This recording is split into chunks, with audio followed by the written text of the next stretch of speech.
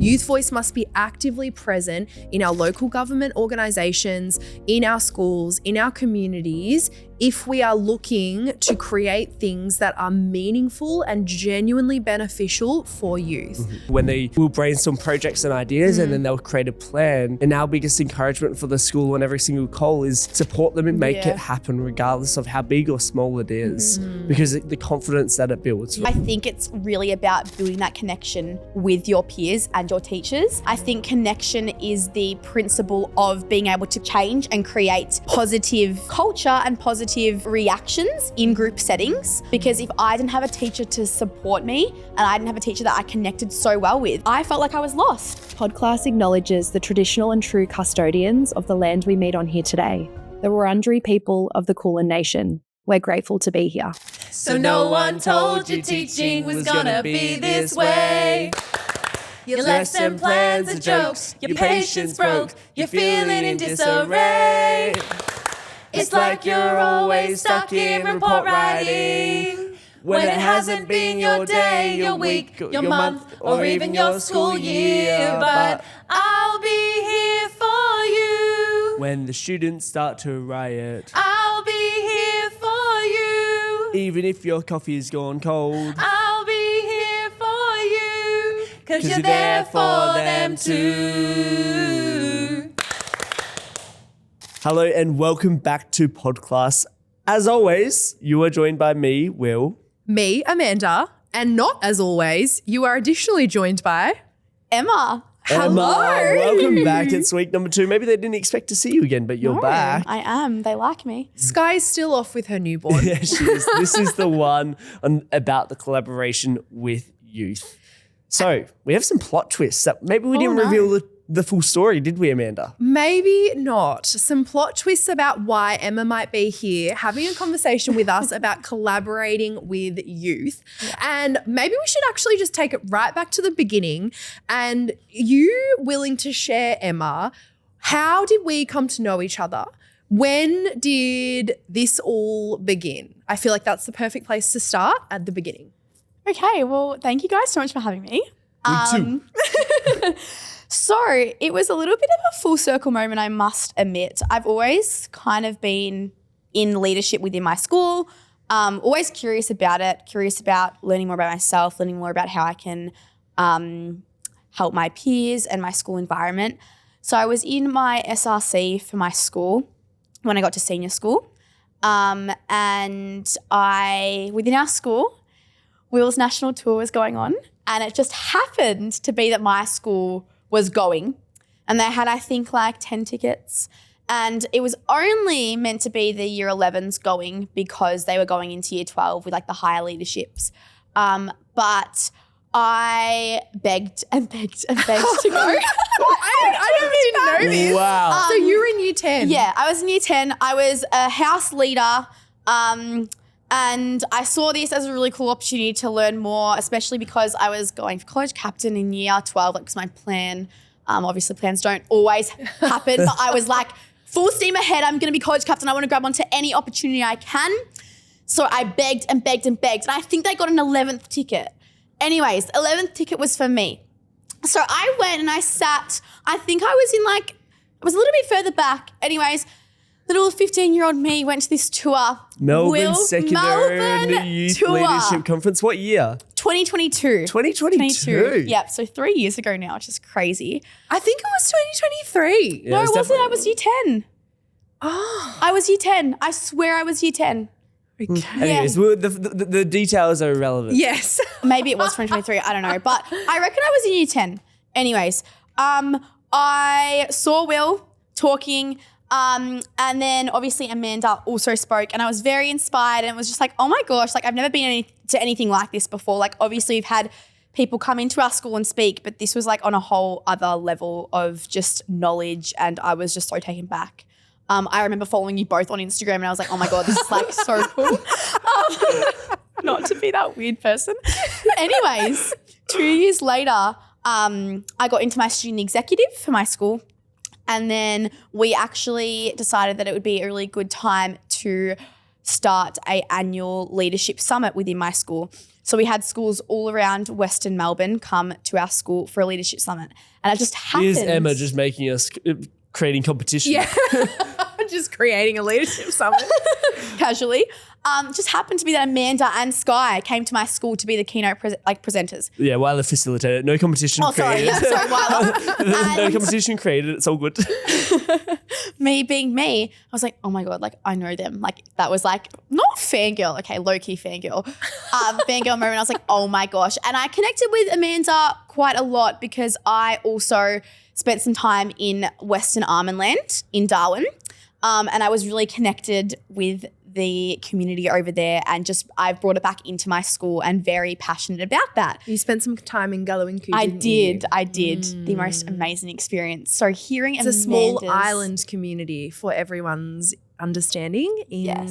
This language spoken is Yung, and it is in Arnhem Land, up the top of Arnhem Land. Yes. Incredibly beautiful. Oh my gosh, amazing. And you did a school exchange there, I did, didn't you? yes. Amazing. So I So was big. there for a week and I got to learn on country.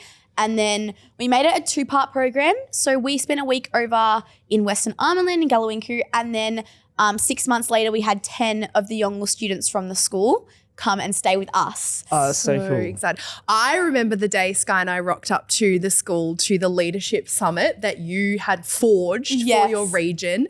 And if I remember correctly, you were motivated to create that because not all of the schools in your region could access something like the conference. Oh, So you absolutely. were wondering, how do we provide these experiences? How do we host these conversations for more young people in our region?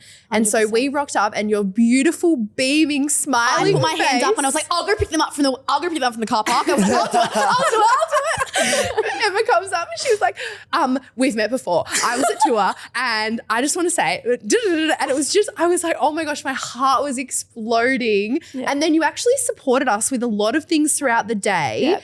And that led to you coming to the next conference tour in Melbourne. It on happened to be crew. that it was like 2 weeks later. Yeah. So I was on crew behind the scenes, and oh my gosh, that was just incredible. It was one thing to be a student sitting there, but it was also one thing to be behind the scenes and see the work and how much effort that you guys put into something like this. And so if we could go to the ultimate. Amanda and Scarlett are just like, you need to meet Emma. You need to meet Emma. There's something there, but the future of YLAA. And so if we just move to our ultimate plot twist, so Emma has been an attendee at the conference, come on crew, been developing these leadership initiatives. And then tell us, Emma, what role did you play in this year's conference in Melbourne? And what role do you currently hold in Youth Leadership Academy Australia? Yeah, so I think throughout the year of like last year, you being in year 12, I went on a camp as well, life-changing. And then I got asked to, actually, no, we were in conversation. We were always in conversation. But I got an opportunity presented to me to be the chairperson for the Youth Advisory Board under YLAA. Yeehaw. Which was just like, one, again, like we've said, full circle moment, but just the most like crazy experience and opportunity. Like I'm so grateful. And then within that, I actually got to be a student speaker at the YLAA event. So from originally being a student sitting down, watching it, to actually being on stage presenting to my young people in front of me. Oh my gosh, And incredible. now we are here. And now we're here. The circle just keeps going round and around I and know, around and around. full on. Talking about collaboration with youth. And so I think we've made it very clear why you are part of this conversation, because I think not only have you facilitated collaboration and amplification of youth voice through your school and building communities, but now you are the chairperson of the Youth Advisory Board for YLAA. And so you have a lot of insight into what effective collaboration looks like, how we amplify youth voice. We were speaking off air. You have had both experiences of having your voice amplified in really wonderful ways, but also being in environments where maybe it wasn't amplified so effectively. So I guess why don't we start with unpacking what is in an environment that supports youth voice, that supports amplification and sharing of youth voice? I think I've been in like you said, various situations where I've been in leadership within my school. I've been in friendship groups. I've also been in environments like the YLAA events. And I think being someone who I am and very comfortable in myself, it's taken me a long time to get here. And I think personally, I feel like we're always going to be in situations where our voice may not be heard and we might feel uncomfortable. But I personally feel like, back to your question, is when I feel the most like myself and I can actually share my voice and understand others is when I'm around like-minded people. And that can be a bit tricky because I have a friendship group where I've been friends with for over 10 years and they're my girls. I'm so comfortable with them, but we have different experiences. You know, a lot of them are studying beauty. They are doing TAFE courses. They are doing apprenticeships. I'm doing uni. Some of them also are doing uni, and our experiences make us closer. However, it's different conversations to whereas if I was in a leadership environment, I know that I can share my thoughts and my feelings and express them in a way that's different. And not saying that I don't feel comfortable with my girls, because I 110% do, but because we share in a leadership sense the same thoughts and theories and just the same understanding of that, I'm able to share my voice more because they get it. And my friends do, but they don't get it on a level where I feel like, oh my gosh, like they do support me. However, I feel like when I'm in an environment with like-minded people like you two, I feel like, oh my gosh, like preach. I am preaching. I feel like myself because I feel comfortable because you guys get it as well. It's a different understanding. And if we rewind back into when you were at school and potentially in the student council, the student leadership team, what do you think it is that makes you as a student leadership team feel heard by your teachers or your educators? I think the basis is just teamwork. And it's so cliche to say, but I think as well it's coming together as a front and as a really strong team. And we had a leadership group of 11 of us. And from the get-go, we decided that we're here to serve our people and we're here to serve our community. So despite our own almost personal opinions or about each other or even what's going on in our lives at home, we come together as a strong front to serve our community. We hear each other, we hear each other's ideas, and we better them together. And did you always feel heard from like your school leadership and your teachers and your principals within your school? Honestly, no. I think because there is so many different personalities in a group environment as well, you might have some, I'm a very confident person.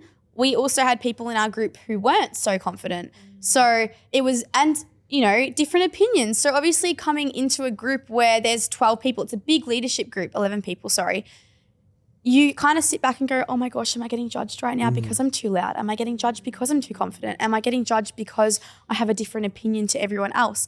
But the minute that we take all that away and we're there for the core principle to serve our community and others, that's when we could skyrocket. We did so many initiatives last year because we came together as a team and we were like, you know what? I feel comfortable because you understand me and you get that what I'm trying to do is exactly what you're also trying to do. Amazing. So it sounds like, number one, you need a space where young people can be their authentic selves to be able to hear their voice, amplify their voice, and have collaboration. 100%. Number two, you need to know what your mission is, who you're serving, or what goal you're working towards.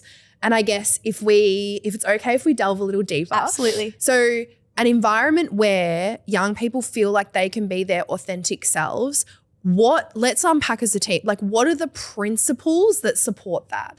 Because that sounds great in theory, right? And theoretically, it's absolutely. like we would love every environment, every classroom, every school to be a place where young people can be their authentic selves. We know that is not the case. So therefore, what is the recipe, if you like, for creating an environment where young people feel like they can be their authentic selves, they can share their voice, they can collaborate without getting What judged? can our teachers, our educators, our school principals do to create that environment? 100%. I, as someone who was always on the fence about my leadership because I wasn't really necessarily in a circle where there was someone that was like me. Yeah. The more that I said yes and the more that I started grabbing onto opportunities that I wanted, I started to go, oh my gosh, like I'm loving this. I feel like myself. I don't care what others think of me because I know, like what you said, my mission. I know in my heart, I know my goals. I know what I want to do to serve my community, and nothing's going to stop me from being able to achieve that. So even though my friends weren't necessarily in leadership, none of them were.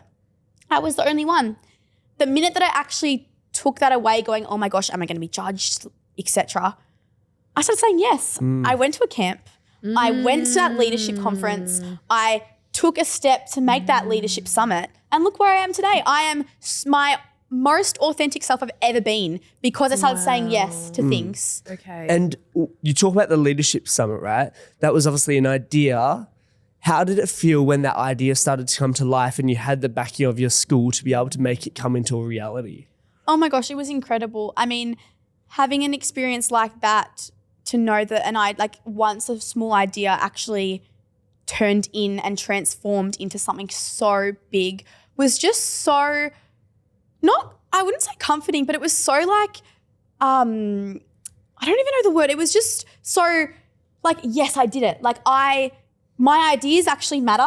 I'm heard and I can do anything. If I can do that, like I can do anything.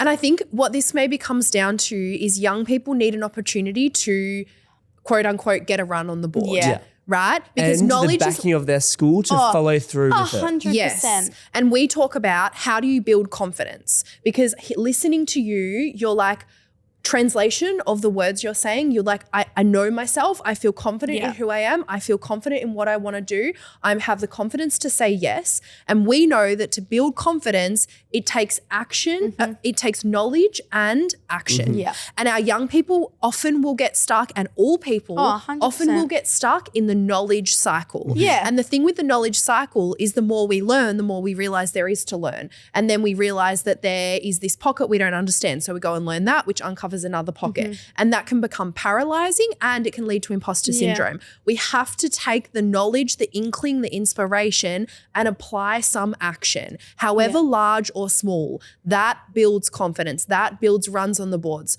So the question becomes for our school communities, for our organizations, for our teachers, how do we provide support for young people to take action so that they can build confidence, to get a run on the board, and it iterates, right? And this is exactly what we'd like within a YLAA program, for example, when we'll brainstorm projects and ideas and then they'll create a plan. And our biggest encouragement for the school on every single call is support them and make it happen regardless of how big or small it is because the confidence that it builds, right? Absolutely. And that's on a major scale. But like if we break it down to, we build confidence from ticking something off our to-do list 100%. just because we can know that we can do it. And doing that time and time again is going to amplify the youth collaboration within our school, right? Yeah. So if we come back to collaboration, because that's really what this episode is about, what do you think? We've talked about what are the principles of amplifying voice, and I guess we started there because hearing youth voice is the key element 100%. in collaboration. We know that youth voice must be actively present, and co-design is currently buzzing in Australia. Youth voice must be actively present in our local government organizations, in our schools, in our communities, if we are looking to create things that are meaningful and genuinely beneficial for youth. So that's why we started with youth voice. And now let's take it a step further and kind of consider, okay, well, if that's how we nurture youth voice and authenticity in our spaces, what are the key principles for effective collaboration? What are the key principles for cross-generational collaboration? What are our thoughts, team? It's Gen Z, us.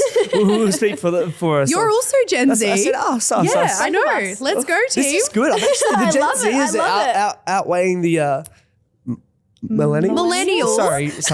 Sorry. I'm normally actually. I consider myself quite insightful around the generations, I must say. Did you just nearly confuse me for a boomer? No, I did not. gosh. I know for me, like one of the most validating things is when a generation, and we speak about it so much, it's that empathy piece, it's that listening to understand, 100%. rather than that reactive or that response that could be typical to be reactive, right? Yeah. For me, one of the principles is listening to understand. 100%. Love that. What's one for you, Emma? I feel like, especially during school, a lot of our like collaborative activities and work is with teachers as well.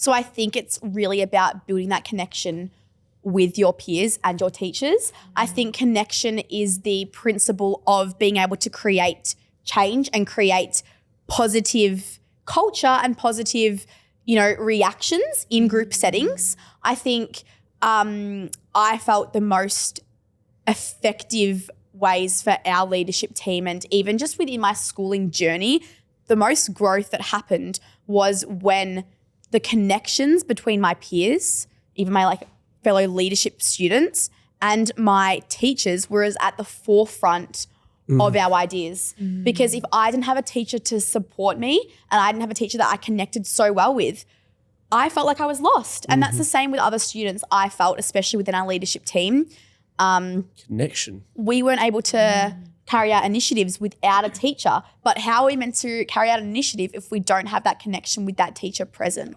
100%. Connection and relationship. And I would So love to add important. one more in. And the one I'm adding is done is better than perfect. And Yeah. now allow me to explain. Oh, that's deep. Allow me to explain, because naturally, as a safe adult, an educator, a parent, a leader in the landscape with young people, you are going to have more experience and more skills in completing the task that you might be collaborating on with young people. There will be a temptation there to want it to be done your way, to want it to be done, quote unquote, what is perfect in your eyes. Yeah. Collaboration demands that we are willing to accept a different version of the outcome to allow youth perspective in, to allow youth Absolutely. contribution in. And let me go back to done is better than perfect. Actually, whatever that outcome becomes is not the perfect you may have envisioned, but it is the real perfect, Yeah. because it has been done in a collaborative way. So we have to 100%. let go of our ideals and our ideas and our fixed thinking around how things should be willing to have a little bit of ambiguity in how they unfold, and know that whatever that outcome is perfect, because we have actively built the skills, the knowledge, the confidence of the young people we're working with. Yeah. Couldn't have said it what better a- myself. What a lovely way to end the yeah. episode. I know. Kapow. Absolutely. I love that. Friends, we are Podclass. Emma, thank you for joining us Thank for you another for week. having me. It has We'll been see you our soon. pleasure. Bye-bye. Bye. I'll be here for you, 'cause you're there for them too. Thanks so much for tuning into Podclass. If you've enjoyed this episode, we would adore it if you could go on to Spotify, Apple Music, wherever you listen to your podcasts, and leave us a review. 5 stars would be lovely. We would love to get this podcast into as many ears as possible so we can help and support as many people as possible who help young people. And if you're not already doing so, please go along to Instagram and follow us at podclass.aus.